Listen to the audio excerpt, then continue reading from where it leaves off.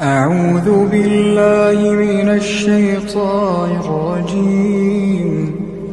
بسم الله الرحمن الرحيم. إنا أعطيناك الكوثر فصل لربك وانحر إن شانئك هو الأبتر.